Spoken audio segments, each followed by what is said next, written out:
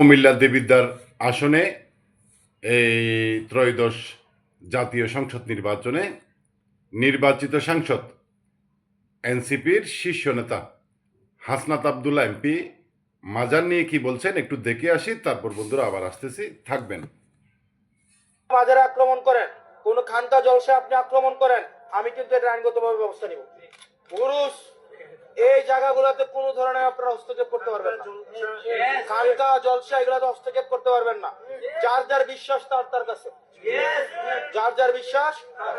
আপনার কোনো অধিকার নাই কোনো মাজারে আক্রমণ করার, কোনো অধিকার নাই।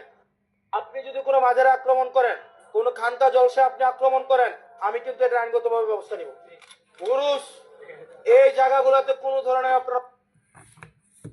বন্ধুরা, বক্তব্যটির জন্য হাসনাত আবদুল্লাহকে প্রশংসা করাই যায়।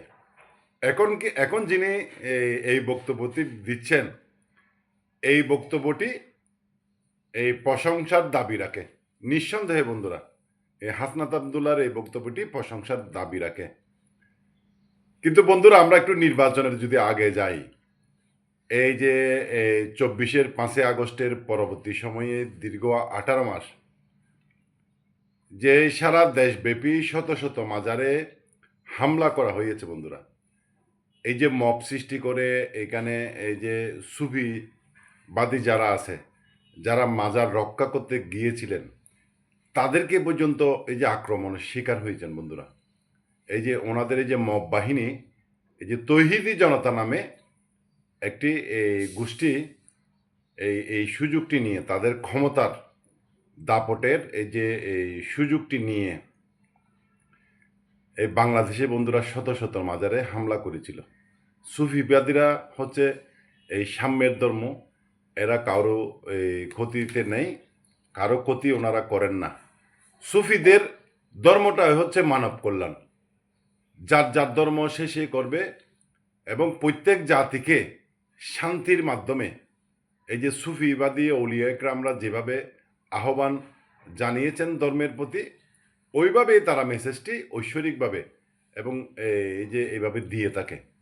কিন্তু বন্ধুরা, এই শান্তিপ্রিয় সুফিবাদী মানুষ যারা আছে, মাজারপন্থী যারা আছে, এদের উপর যে অত্যাচারটি এই 18 মাসে ইউনূস সরকারের সময়ে এই যে কিংস পার্টি ছিলেন তখন যদি এই হাসনাত আবদুল্লাহরা যদি এই মাজার নিয়ে যদি একটা প্রতিবাদ করত, তাদেরকে এই যে কোনো বিষয় নিয়ে, ধরেন যে কি আমরা শাহবাগে দাঁড়িয়ে যেতে দেখেছি যমুনার সামনে, ওনাদের নিজেদের প্রয়োজনীয় আন্দোলনগুলো ওখানে করে, ওই যে ইউনূস সরকার থেকে সাজানো গোছানো আন্দোলনে করে, ধরেন যে কি এদের দাবিগুলো আদায় করে নিত।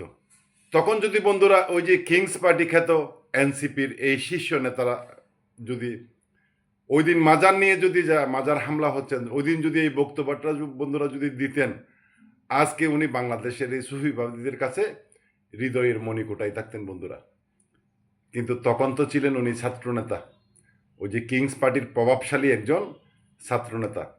আর পরবর্তী এমপি হয়ে যখন একটা নির্দিষ্ট আসনে গেলেন, যখন মানুষের বাস্তবতা বুঝলেন, ওই আসনের যখন অভিভাবক হয়ে গেলেন, তখন বন্ধুরা আগের যে অবস্থান ওখান থেকে সরে এসে এখন উনি নতুন অবস্থানে উনি উপলব্ধি করতে পেরেছেন যে প্রত্যেকের মতাদর্শ অনুযায়ী ধর্ম চর্চা করবেন, সেইখানে কোনো বাধা দেওয়া যাবে না, হানকাগুলোতে কোনো বাধা দেওয়া যাবে না, মাজারে কোনো হামলা করা যাবে না।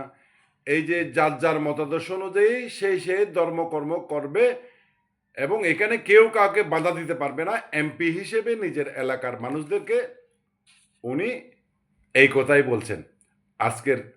আজকের এই বক্তব্যের জন্য ওনাকে সাধুবাদ জানাই।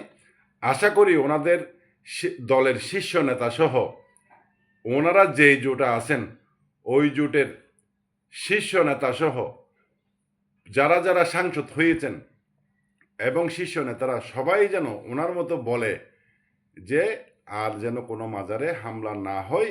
উনি যে অবস্থানটা নিয়েছেন, ওনার দলসহ উনি যে জোট আছে, সবার দৃষ্টিভঙ্গিটা ওনার মতোই হোক, এই প্রত্যাশা করছি। ভিডিওটি কেমন লাগছে বন্ধুরা একটু জানাবেন, ভালো থাকবেন আশা করি।